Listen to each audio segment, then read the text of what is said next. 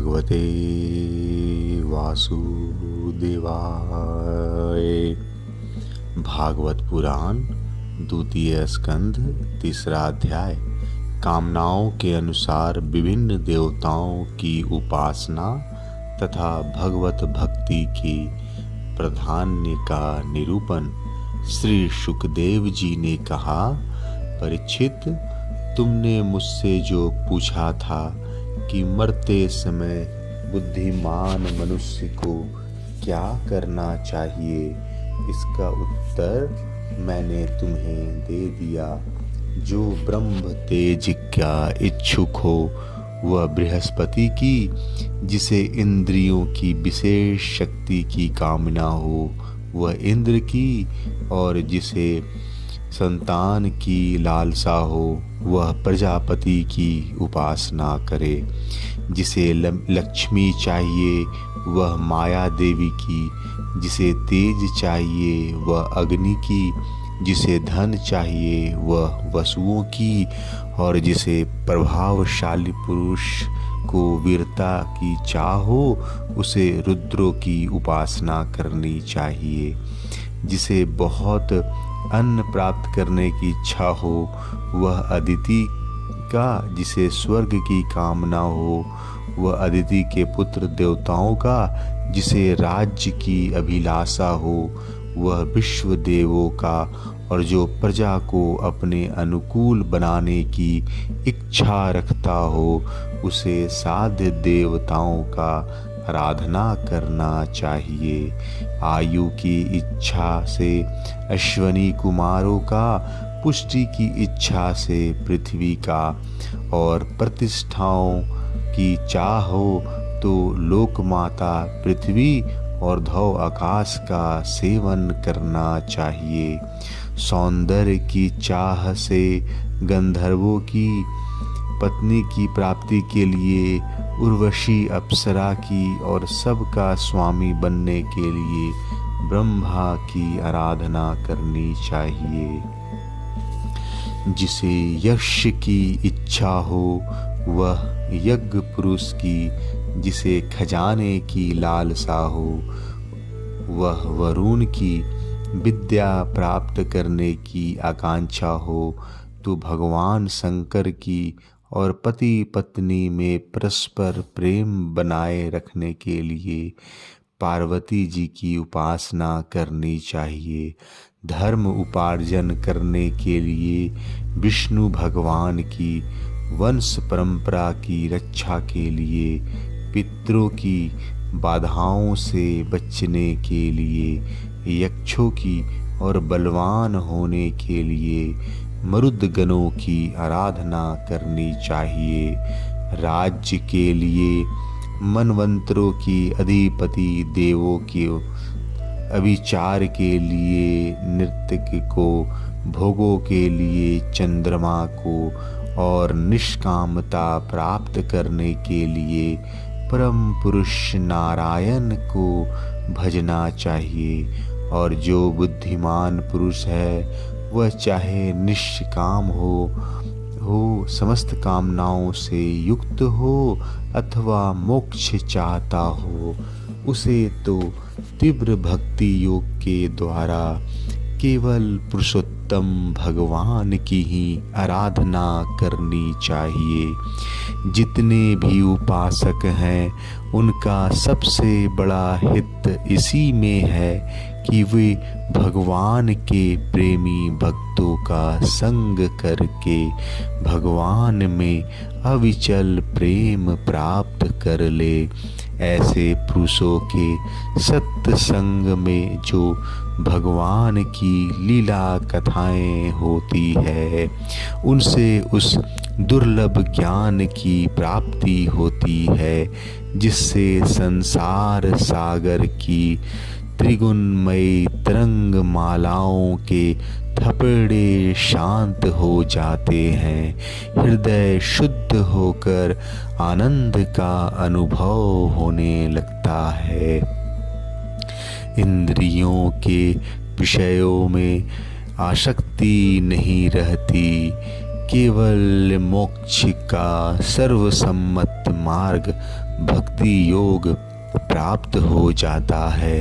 भगवान की ऐसी रसमयी कथाओं का चस्का लग जाने पर भला कौन ऐसा है जो उनमें प्रेम न करे। शौनक जी ने कहा, सूत जी, राजा परीक्षित ने शुकदेव जी की यह बात सुनकर उनसे और क्या पूछा। वे तो सर्वज्ञ होने के साथ ही साथ मधुर वर्णन करने में भी बड़े निपुण थे। सूत जी, आप तो सब कुछ जानते हैं। हम लोग उनकी वह बातचीत बड़े प्रेम से सुनना चाहते हैं। आप कृपा करके अवश्य सुनाइए, क्योंकि संतों की सभा में ऐसी ही बातें होती हैं जिनका पर्यवासन भगवान की रसमयी लीला कथा में ही होता है। पांडुनंदन महारथी राजा परीक्षित बड़े भगवत भक्त थे। बाल्यावस्था में खिलौनों से खेलते समय भी वे श्री कृष्ण लीला का ही रस लेते थे। भगवानमय श्री शुकदेव जी जन्म से ही भगवत परायण है। ऐसे संतों के सत्संग में भगवान के मंगलमय गुणों की दिव्य चर्चा अवश्य ही हुई होगी, जिसका समय भगवान श्री कृष्ण के गुणों के गान अथवा श्रवण में व्यतीत हो रहा है।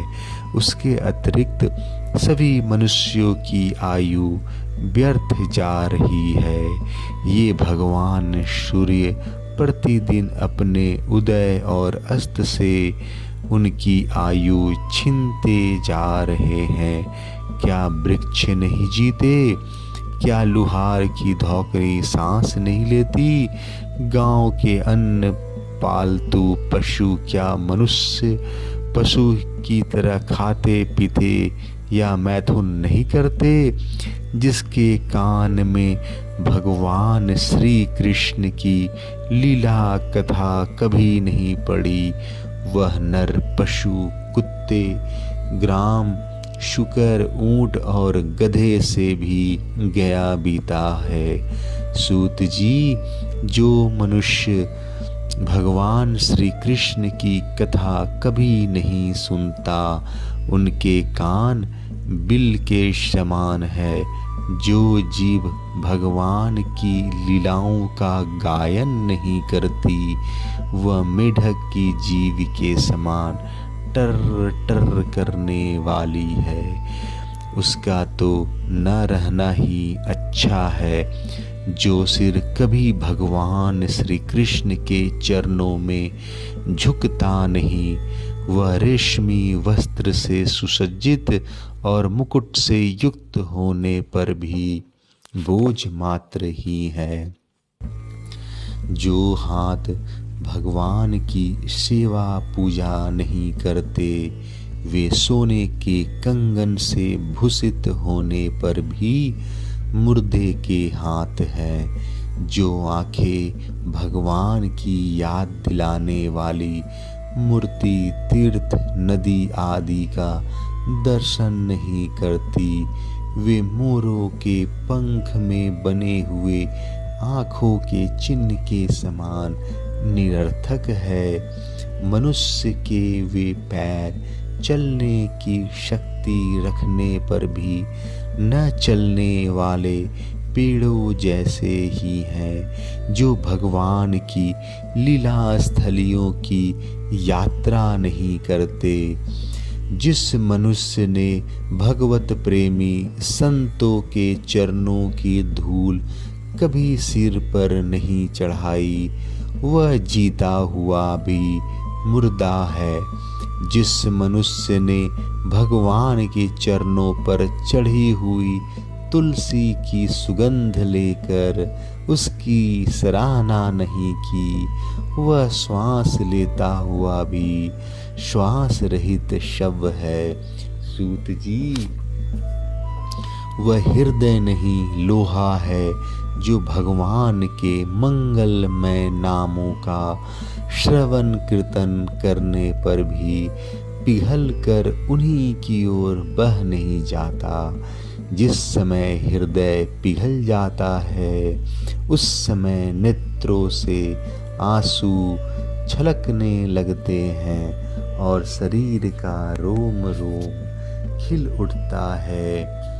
प्रिय सूत जी, आपकी वाणी हमारे हृदय को मधुरता से भर देती है। इसलिए भगवान के परम भक्त आत्मविद्या विशारद श्री सुखदेव जी ने परीक्षित के सुंदर प्रश्न करने पर जो कुछ कहा वह संवाद आप कृपया करके हम लोगों को सुनाइए।